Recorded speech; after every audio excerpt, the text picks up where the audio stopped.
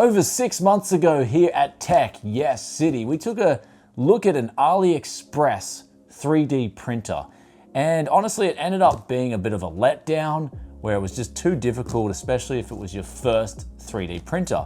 Since then, 4 other companies have contacted me and said, Brian, you've got to take a look at our 3D printer because it's better than the one that you took a look at in your review.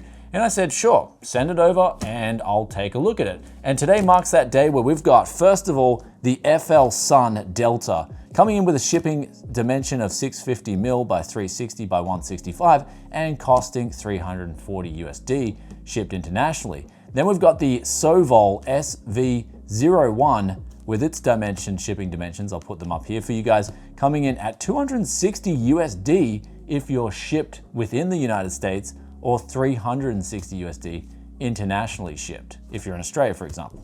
Then we've got the Lotmaxx Shark SC10. This one's the most recent launch out of the 4 printers here, and it's got shipping box of dimensions that are similar to the other 2. Comes in with 240 USD price tag within the US, or internationally shipped 390 USD. Then last up here, we've got the Artillery 3D Sidewinder. And this has bigger shipping dimensions than the other 3, and it's coming in at about 400 USD internationally shipped. So without further ado, let's start unboxing all these 3D printers and seeing how long they take to set up. And that's gonna be the first criteria we're gonna go through. Then the next set of criteria is ease of use. And then of course, lastly, is the actual 3D prints and the quality of those 3D prints. Let's get it on.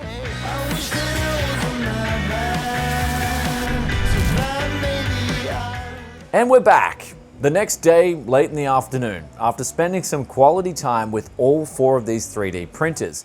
And straight away, there's some really good news, and that is the installation on all 4 is an absolute breeze. You can pretty much set these things up within an hour. All you have to do is pretty much put the tops of the printers on the base, screw it in, and then plug some cables in, and you're good to go. However, I will take a point off here on Sovol's side, because they pretty much had this manual where the diagrams and the parts on those diagrams didn't match the actual parts you were installing. Since the manuals are most of the time poorly written, you can usually just get away with looking at the diagrams and where the parts go and what screws and what orientation they are, and you can just eyeball it and it's pretty much good to go. However, in the case of the Sovol, it did have different parts in those illustrations, so you were kind of just left scratching your head and a little bit confused as to which way the parts went. And eventually you found your way there and it all worked out. So I will knock a point off on Sovol's side just for not getting those pictures right in the diagrams. However, the other 3 were an absolute breeze and it's pretty much self-explanatory. You guys will have an easy time if you're in the market for one of these 4 printers if you want to install it. However, we're going to knock off 1 printer out of the race already completely. So 3 of the 4 printers remain, and this is this printer right here, the FLSUN. You can even see right now in use, it's just got this bed error 1, no ready. We've pulled it apart already once, replugged all the cables in, and then it started printing again. However, the print quality itself just wasn't that amazing. Even on the test print, it actually kind of gave out a little bit. Then halfway during the print of a clock holder or a phone holder, it just gave out completely and the bed error came up again. So unfortunately for the FLSUN, it is clearly a faulty unit, and that happened pretty much an hour after setting this thing up. So I just can't recommend that to someone if they're going out and spending quite a bit of money on a 3D printer. It's just a terrible experience. You get this thing in, you probably have to wait a while for it to get shipped in, then you set it up, and then it just basically craps out on you. But for what it's worth, the LED screen and the touch settings and the leveling were all really easy to do. So maybe if you've got one of these and it isn't faulty, then you may have a better experience than what I've got. But one thing is, I'm reviewing these things on what comes through here, and unfortunately this thing just, it's gone. However, with all that bad news out of the way, there is nothing left but good news. And these 3 printers, I'm happy to say, the Artillery X1, the Lotmaxx Shark SC10, and also the Sovol have just been producing quality 3D prints. However, let's go through them each piece by piece and give you guys first a breakdown on the scores for the quality of the print and also the consistency of the prints. where we're going to start off with the SC10, which the moment we booted this thing up and set it up, we leveled it off, and it was just so consistent. It does not miss a beat. And the plate that it comes with, it's got a magnetic plate.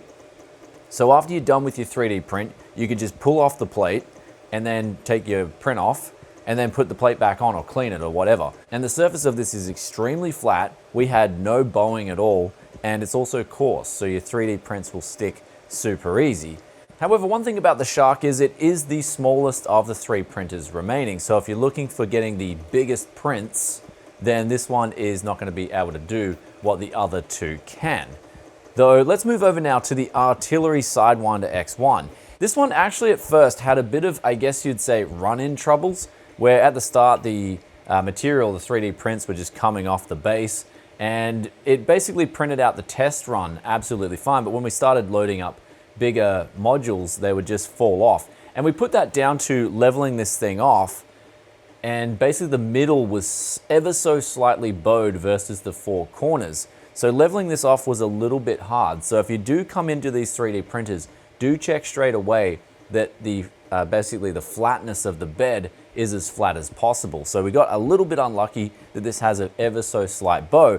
But that being said, the detail of the prints coming out of the Sidewinder X1 is the best here in the studio. It's absolutely phenomenal. When we did the boat face benchmark, which has details underneath the boat and also details on the side and even just little writing at the back, this one gave out the most detail. So that was very impressive to see with the Sidewinder X1, as well as it being the biggest printer here, especially in terms of height, where if you want to get really tall, thick prints, this will be able to do it. But you probably have to have a 1 kilo PLA wrap on the top of the printer. Now, we were using PLA in all the tests, and I'm basically going to keep using PLA because it's simple, it's easy, it gets all the prints that I want to get done. But basically the nitpick, the Sidewinder came out with the lowest consistency, but now it's got the best detail after we gave it a good run-in. And last up in the bunch, we have the Sovol, which I personally like this. I think the prints coming out of this are just a little bit more detailed than the Shark. However, the consistency was a little bit behind. We did have some teething problems getting this to work fine from the get-go. However, one thing about this is when you're leveling it off, it's important to get a 2 paper distance leveling on this 3D printer right here, the Sovol. As opposed to the other 2, we found that 1 paper distance when you're leveling, and so basically when you're leveling the printer, you just want it to sort of not pinch it, but just have a little bit of resistance with the paper. And we found that 2 paper lengths in the Sovol gave us consistent prints after we did that. And the run-ins, it needed a little bit of running in as well, when we can see with these Mega Man little prints right here that this is what we were getting out at the start, but now it's sort of giving us out very consistent, solid prints that we just got to clean up a little bit. And yeah, that one's pretty good to go too. So one more thing about the Sovol is that it does have a detachable bed here that is made of glass, and the coarseness of it is somewhere in between the Shark and also the X1 Sidewinder. So now we've talked about the most important part, and that is essentially the 3D prints. We're going to go into the other tangents like noise and usability and build quality of the units themselves. And straight away, getting into the noise, we've got the Shark, which comes in between, the Sidewinder X1, which came in with the lowest noise, and then we had the Sovol, which came in with the worst noise. And I say the worst noise because it has this more high pitch frequency whine to it when it's moving around and doing everything. The Shark as well also has a night mode, which it will keep the noise down, but it will work a little bit slower to account for this.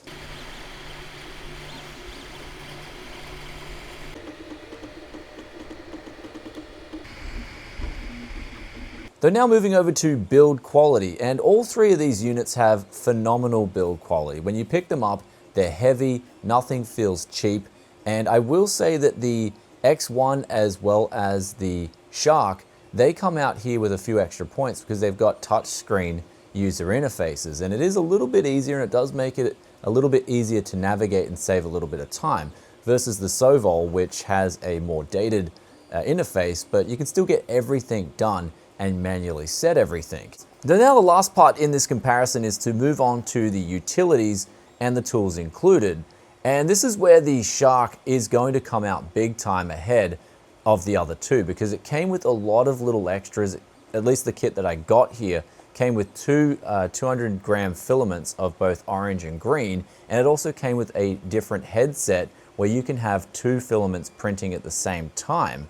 And on top of that, it's also got an option to do laser engraving, which I've got to check out at a later date because I just simply don't have enough time on my hands this month with the upcoming launch of RTX 3000 graphics cards and whatnot. But it has that extra utility, and this is what I was told from the manufacturers. If you buy it from their website directly, then you get all the tools that you're seeing in this video today. So you even get this like crazy cool pair of red glasses, which makes the world look red. And I guess it's weird because I think the Dr. Disrespect live streamer uses red glasses, and when I looked at it honestly, you see so much detail just seeing things through red. So there might be some truth to playing video games with red glasses, something I'll have to try. But you get these glasses included, and you also get a heap of different tools, extra screws, as well as all those utility sets to double down on the filaments, two heads at one time, or get the laser engraving. So that was really cool to see all that extra included. But then we move over to the Sidewinder, and this one came in with just a standard base toolkit to get you started. It didn't include any filament. And then the Sovol was pretty much the same thing as the Sidewinder, except they did include some filament too. And so all the filament that I got in here today is doing the job fine. I've also got a 1 kilo roll at the moment printing out this massive thing on the Shark. And lastly, in terms of utility, all the devices here will come with a USB reader or a USB to SD card reader that you can plug into your computer. And then those forms of storage will have the installation guides. It'll also have the test modules and different settings that you can load up. And speaking of the utility in relation to the software, Lotmaxx did have their own software, but I ended up installing the Cura Ultimate 4.7, and that has all the settings that you can load in with the different printers, and it was working phenomenally good. So I just stuck with the Cura software because I found once you loaded in all the settings, it was just easy to use, and I had no problems after using those models printed out with this software. So now we're on to the actual last point of these printers, and that's just the leveling, which I found makes a huge difference. In the time that I've learned 3D printers from that first Aliexpress printer to the one here now, I've found that leveling off the printers is super important. So you definitely want a good manual leveling system, and all three of these printers here have good manual leveling. And then the Shark also has the feature of auto leveling. However, we ultimately just settled for the manual leveling on the Shark because it's just one of those things where you just like to have physical confirmation, or just, I guess, feedback that you've got everything level before you start printing. However, with all those talking points out of the way, we're finally at a conclusion time where I'm gonna make a recommendation. And I'm gonna say straight away, if you buy any one of these three printers that made it through the first trial of actually printing out something, then you've made a good choice. I've got them all three of these just constantly going here because I'm making up all these cool little gadgets in the studio here that I could have never have made in the past with that, I guess, that faulty 3D printer that I got in the past from Aliexpress. But since then, I've sort of been introduced to the world of 3D printing properly now with these, I guess they're budget 3D printers, and they all do a phenomenal job. However, for me personally, I am going to pick one of them, and that's the Shark. Even though, in my opinion, it doesn't get the fine level of detail that the Sidewinder is coming out with, and same with the Sovol, it does just consistently work. It just keeps going, and it doesn't stop. The whole time I've had it in the studio here, it just hasn't missed a beat. We just set it up straight away, and it just worked since then. And that, I think, is a really important fact for someone who wants to get into the world of 3D printing. They just want to get something, set it up, they don't really know what they're doing, and then once they set it up, they kind of just want to get around that learning curve and have something that will consistently print for them. And that's where the Shark just really stood out above the other two, which we had in the case of the Sidewinder producing excellent results. It did have a little bit of, I guess, run-in problems, which if it's your first 3D printer and you have some problems, like we had in the first video with that faulty AliExpress printer, that took me days to get my head around. And then I finally had someone from Coffs Harbour come up and said that there was something wrong with the head, and they went and fixed it. But they had advanced knowledge of 3D printers, and they knew what they were doing when it came to that stuff. They'd had a lot of experience, so they wouldn't have recommended that to a beginner in the first place.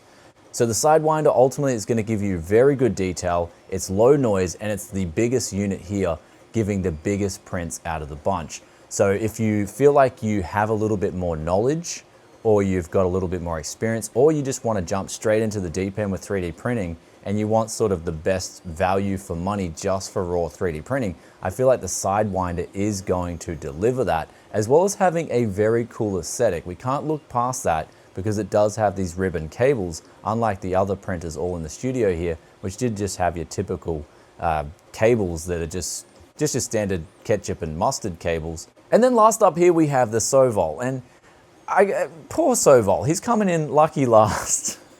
And that's because, in my opinion, look, I'm just going to call it as it is. He came in last compared to these other two, where the Shark was more consistent and then the Sidewinder was bigger and produced better prints. The Sovol kind of did in between these other two.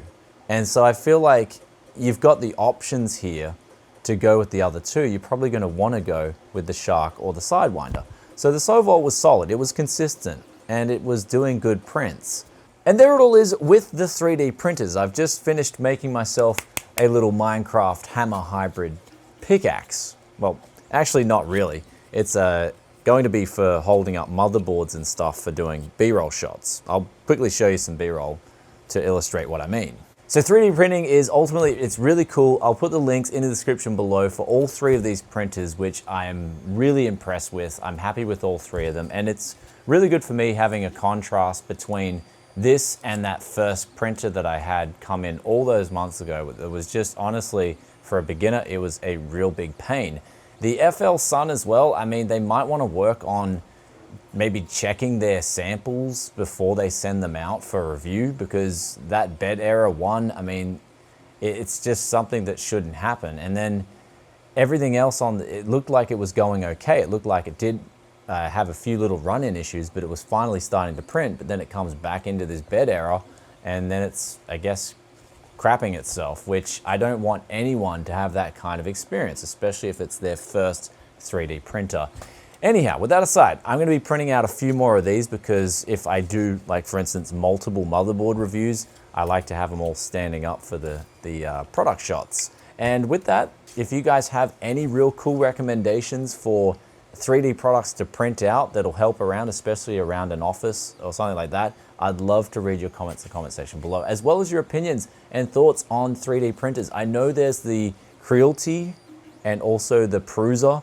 They're very popular models that have had a really good reputation behind them and still continue to sell really well. So I'll put the links to those two printers in the description below as well if you wish to check them out. But basically, fast forward a bit of time into the future now with 3D printers, I've now been properly introduced to this world, and it is a wonderful thing. I'm definitely going to be using my 3D printer a lot more going forward, and I hope you guys enjoyed this video. If you did, then be sure to hit that like button for us. And if you stayed this far and you're enjoying that content, then you may want to hit that sub button, ring that bell to get the content as soon as it drops here at Tech Yes City. With that aside, we do have the question of the day here, which comes from David Cianoris, and they ask, PC market is overshadowing consoles, ? In what planet? Because I definitely want to go there. And this is on planet Earth, where the PlayStation 2, if we just look at some simple statistics, the PlayStation 2 is I think the best-selling console in all history, and that was back in 2000 that was released. Fast forward to 2020, I think the PlayStation 4's sold 106 million, the Xbox One has sold 50 million. So you've got the numbers there pointing to the fact that console gaming, even though the world population has grown and GDP per person in the world has grown greatly since 2000, you've still got the console market. Although it's massive, it hasn't grown anywhere near as much as PC gaming, which since 2000 to 2020 has had, I just pretty much say, thunderous growth, to the point where now in 2020, there is so much tournaments, there's so much growth in the actual PC gaming side, where I have a lot of people who buy PCs off me personally. They actually buy PCs and they're coming from console, as opposed to people who are on PC. I've never really heard them going back to console. So there's the difference there. I think once you become a PC gamer, you tend to stick around for a while. But of course, do take this answer as a very biased one because I have been gaming on PC for over 2 decades now, and I've got a whole tech channel that's built up around it on YouTube here. Anyway, hope that answers that question, and I'll catch you guys in another tech video very soon. Peace out for now. Bye.